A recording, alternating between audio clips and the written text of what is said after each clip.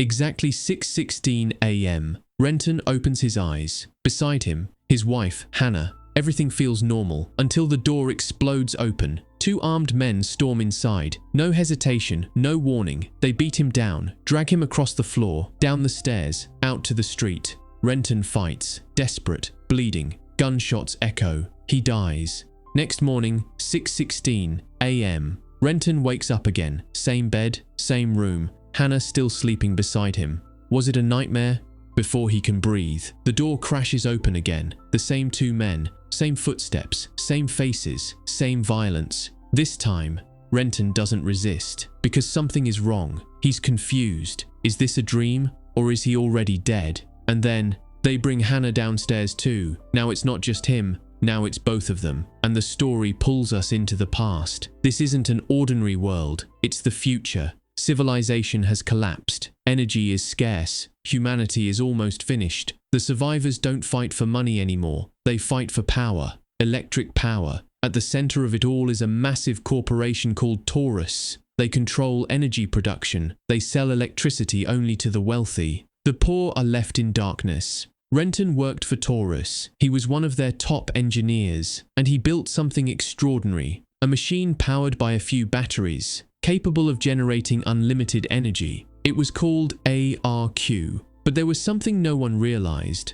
A RQ wasn't just an energy device, it was something far more dangerous, something that could bend time. Meanwhile, a rebel group rises against Taurus. Their name, the Block. They want ARQ to power the world equally. They believe Taurus is corrupt, rotten, but they don't fully understand what ARQ truly is. Their immediate goal is simple: steal Renton's crypto assets, because in this broken future, cash doesn't exist. No banks, no paper money, everything runs through crypto wallets. The digital currency is called script, liquid money, untouchable, invisible. They demand Renton transfer his script. He refuses. They give him 5 minutes to think, then they calmly walk upstairs to eat. And that's when fate intervenes. A pair of scissors lands near Renton's hand. He cuts himself free, grabs Hannah. They try to escape, but the rebels return. Another fight, another struggle, another gunshot. Renton dies. Again. Third loop, 6:16 a.m. He wakes up. Now he understands. He's trapped. Every time he dies, the day resets. Same morning, same invasion, same 5 minutes. The rebels repeat their speech. We are Block. We fight Taurus. You built the unlimited energy machine. Give us your script. 5 minutes.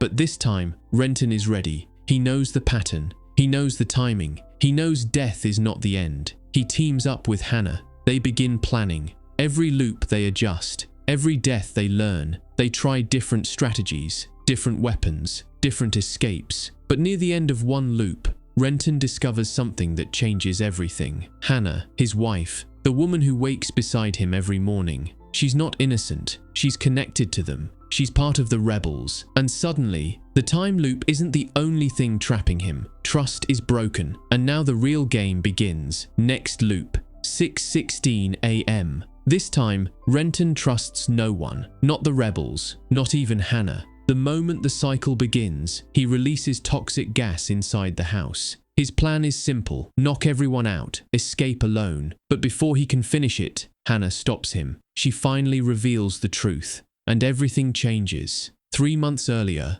that's when they first met. They spent nearly a month together, fell in love, fast, reckless. Then Taurus intervened. They captured Hannah. They tortured her, not for money, not for revenge, for information. They wanted to know what Renton was building. They beat her, pushed her to the edge, but she never gave Renton up, because she loved him, truly. But love doesn't erase pain. After surviving Taurus's brutality, Hannah wanted revenge, not by killing him, by destroying him. Her plan was simple: steal his script, take his crypto fortune, disappear forever. So when Renton realizes she once genuinely loved him, something shifts. Trust doesn't return completely, but they form a temporary alliance. They decide, shut down ARQ, end the loop, escape together. Sounds easy. It isn't, because they're not the only ones remembering. The rebels start recalling previous loops too. Why? Because at some point, they touch the ARQ machine, and anyone who interacts with it becomes part of the cycle. Now everyone inside the house is evolving, learning, adapting. 5 loops have already passed. 5 deaths, 5 resets, always the same wake-up time, 6:16 a.m.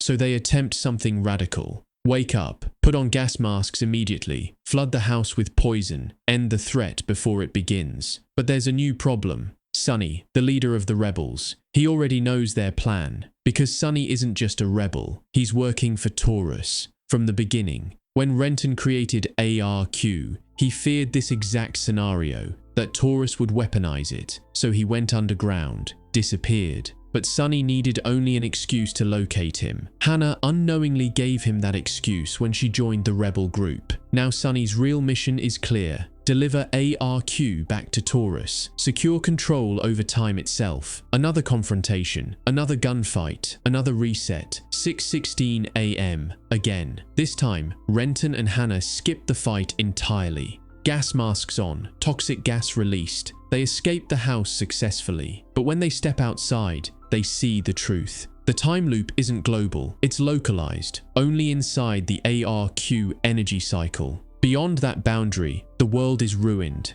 Collapsed cities, dead infrastructure, civilization gone. ARQ isn't just a trap, it's the last functional energy source on Earth, and if they can move it outside this loop, they could restore power, rebuild the planet, save humanity. But to do that, they must survive one perfect loop. No mistakes, no betrayals, no resets, because if they fail again, 6:16 a.m. will come back. Every time. The truth about ARQ is darker than anyone imagined. It wasn't just an energy generator, it was a closed-loop energy system. At first, it needed batteries to activate, but once it started spinning, it never stopped. The rotation fed itself, self-sustaining, infinite power, a miracle machine, or a curse. When Renton and Hannah re-enter the house, they find Sonny again. But this time, Sonny has already sent a signal to Taurus. He has requested a ZMP. And ZMP isn't a person, it's a kill machine, built for one purpose only: terminate the target. No hesitation, no negotiation. Renton realizes Sonny will never stop, so he shoves Sonny straight into the ARQ machine. But when Renton checks the system logs, he freezes. Thousands of loops, not 5, not 10,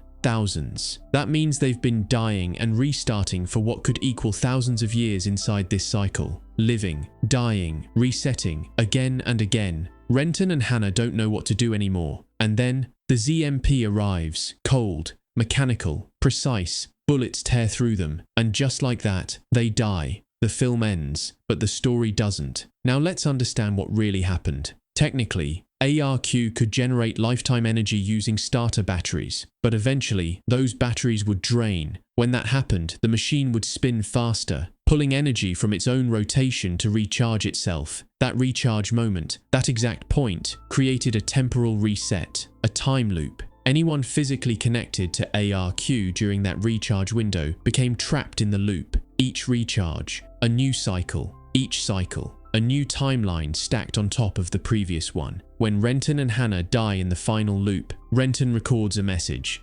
to himself. He realizes something critical. Destroying ARQ is the wrong move. If someone inside the loop tries to destroy the machine, ARQ accelerates its rotation and triggers another recharge, which creates another loop. The system protects itself. The only way to truly break the loop is for someone outside the cycle to destroy ARQ. But here's the problem. The outside world depends on ARQ's energy to survive. Cities run on it. Lives depend on it. Why would they ever destroy the last infinite power source on Earth? They wouldn't. Which means Renton, Hannah, the rebels, they are trapped forever. The loop resets again. 6:16 a.m. The gunmen enter. The cycle begins, and somewhere inside, infinite repetitions. They're still fighting, still planning, still dying, because some movies don't really end. They just keep looping. That's it for today's movie recap. If you enjoyed the story, don't forget to like and subscribe for more quick and powerful movie breakdowns. Comment the next movie you want explained. See you in the next recap.